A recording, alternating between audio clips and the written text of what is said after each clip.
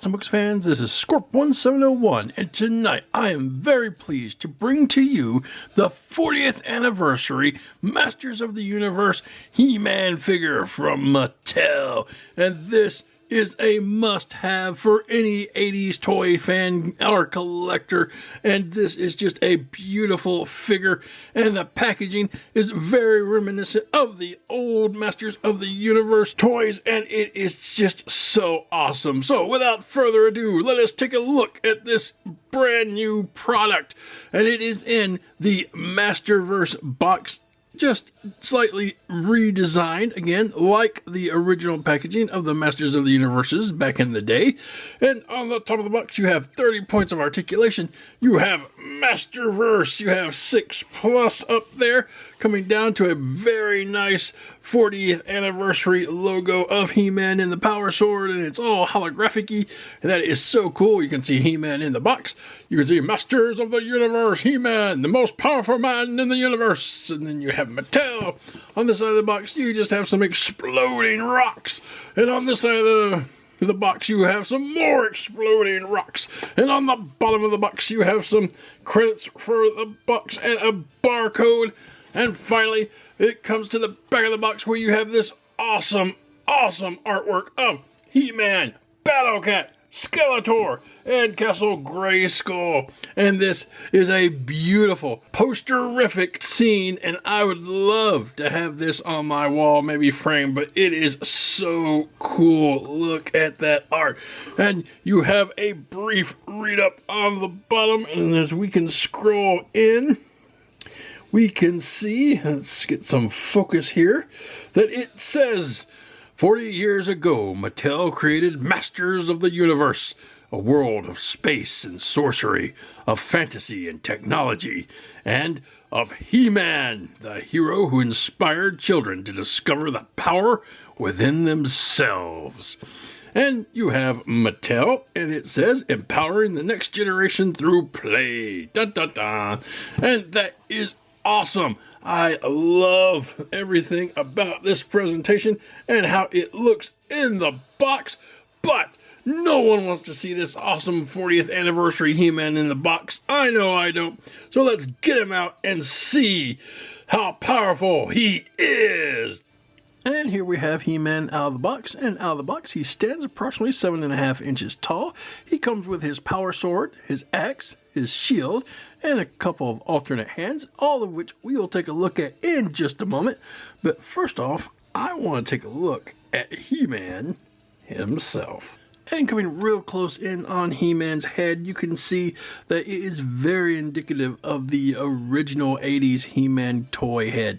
And he has these nice dark eyebrows, some nice black eye pupils, nice nose. His mouth is kind of halfway open. You can see some teeth in there. Nice yellow for the hair, and it is sculpted in lots of different ways. So you have streaks and strands going this way, that way, every which way, and that is really cool. Coming down to his massive muscular body. I like that. In the back, very nice musculars everywhere. And then he has his little chest thing on, little armor or whatever it is. I doubt it does much in the way of keeping them protected from the elements. And I love the fact you got your red squares here and your Iron Cross. That is a must if you're talking about classic He-Man. I hate that little H thing that they're doing nowadays, but I don't know, religious fanatics or what have you.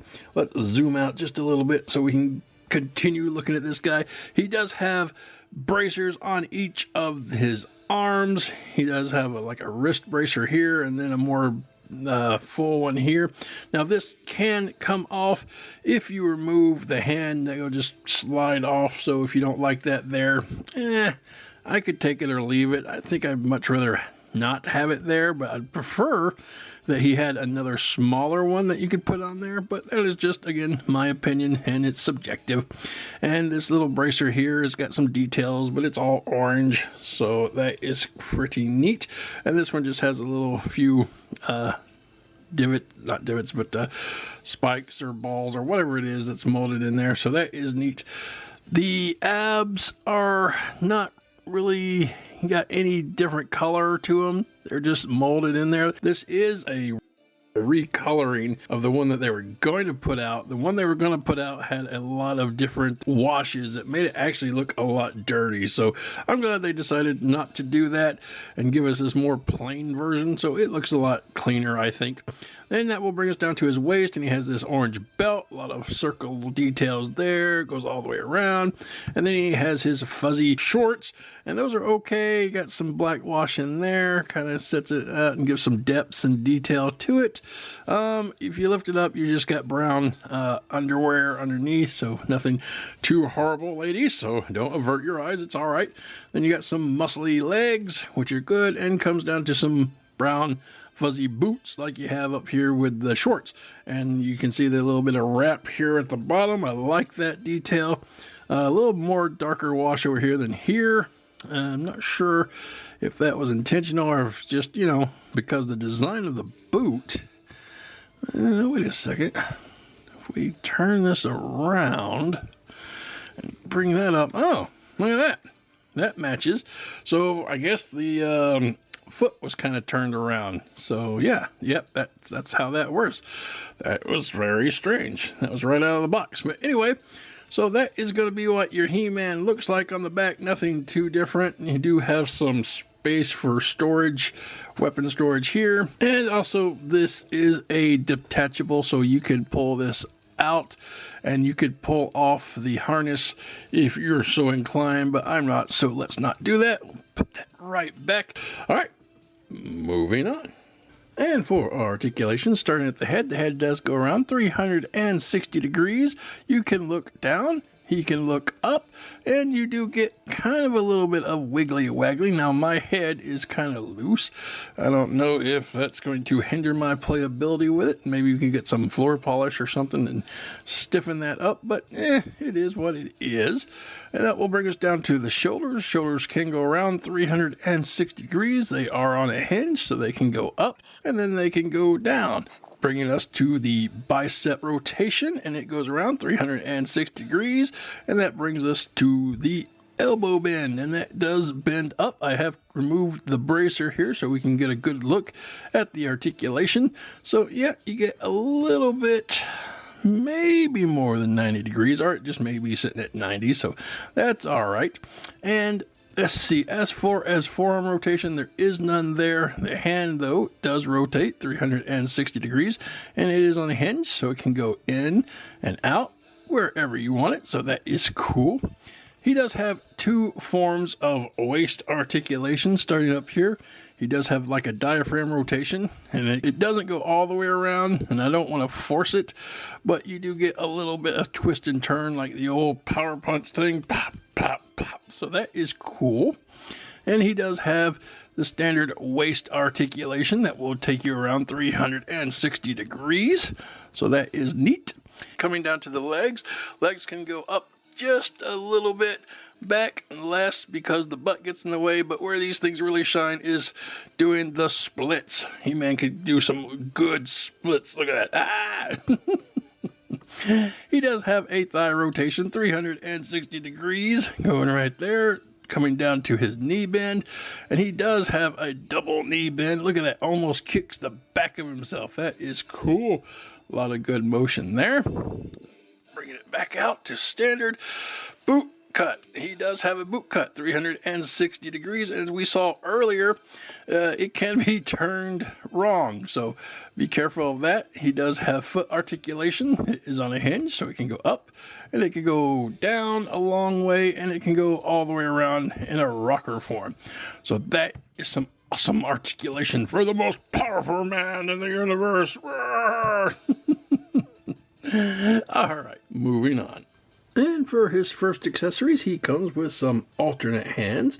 He has a fisted hand. This goes on his right hand, and he can do some neat things with it, like punch Skeletor in the face. Everybody needs to do that every now and then.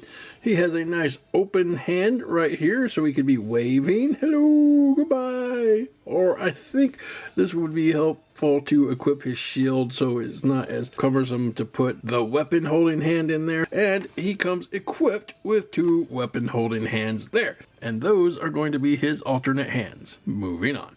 And for the next accessory, we have the shield. Now, cartoon He-Man didn't have a shield, but toy He-Man definitely did. And you can see it's nice and round, and there's some nice studs molded into the design.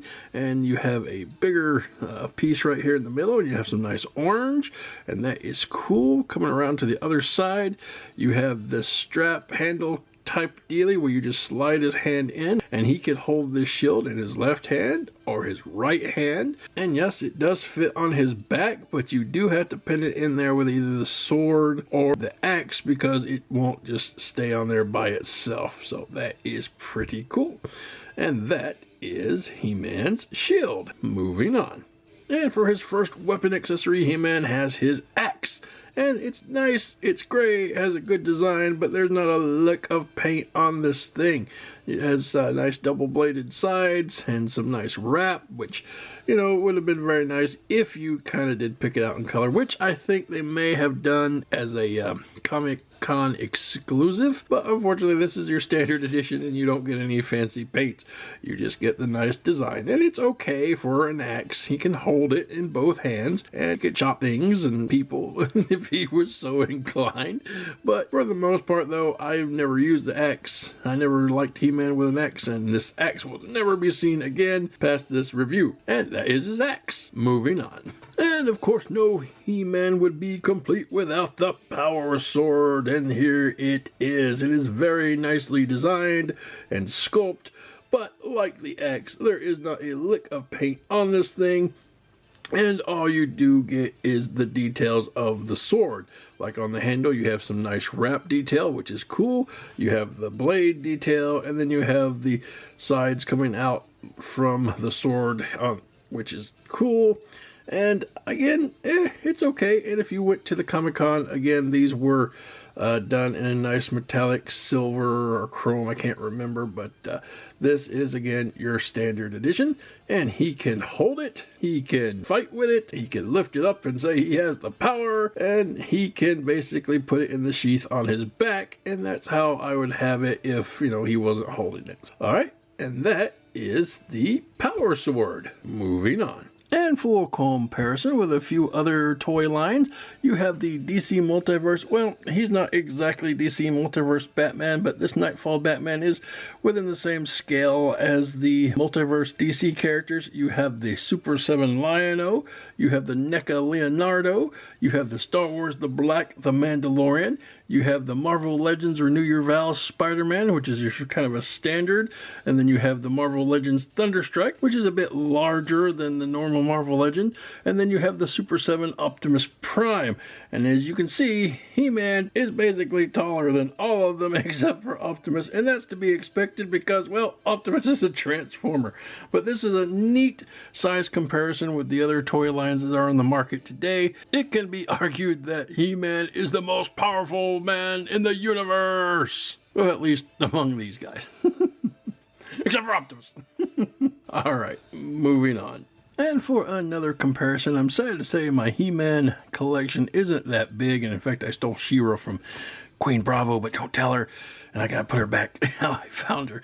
But what we have here is the Masters of the Universe Classics She-Ra, and then you have the Super 7 He-Man here, which is based more on the cartoon. And if you remember my review from like 2 years ago, you can tell that this was what I thought was the definitive version of the He-Man from the cartoon.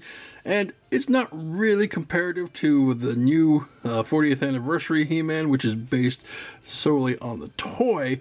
So, yeah, my opinion still holds, I think. And so that is that. And let me bring in Skeletor. We saw him get punched by He-Man earlier. Again, the scale's going to be off, so he's a little smaller. And what I do have is also with the He-Man, I did say my opinion was the new Mattel Battle Cat that they released a couple years ago now, I think. So let me get him out here and put him next to the He-Man, and I don't know, that scale seems pretty good. He-Man is kind of definitely going to be bigger than the Battle Cat there, so let's see if he can fit on there. Oops, sorry, She-Ra. I better get there on. So if we put He-Man on the Battle Cat, yeah, that's kind of going to be out of scale a little bit, not a lot. So we do need a Masterverse Battle Cat, and I know they got one, but I think it's more of a more modern design. So maybe if we are lucky, we'll get a Battle Cat to go with He-Man for 40th anniversary. But I don't know. That's not too bad, I guess. All right, that's going to be the final comparison. Moving on. And this has been the Mattel 40th Anniversary He-Man figure. And it is so cool. If you had a He-Man growing up, this will bring back so many memories. And as I've said before on many toy lines, I would consider this a masterpiece He-Man. Now, this is not an upscaled version of the original He-Man figure. We've seen those before. This is an actually new articulated figure, but it looks exactly like the one you had when you were a kid, I promise. And it comes with the same accessories, the sword, the axe, the shield, and they are all very nice accessories. He has some alternate hands that we discussed, and this is just a cool little figure.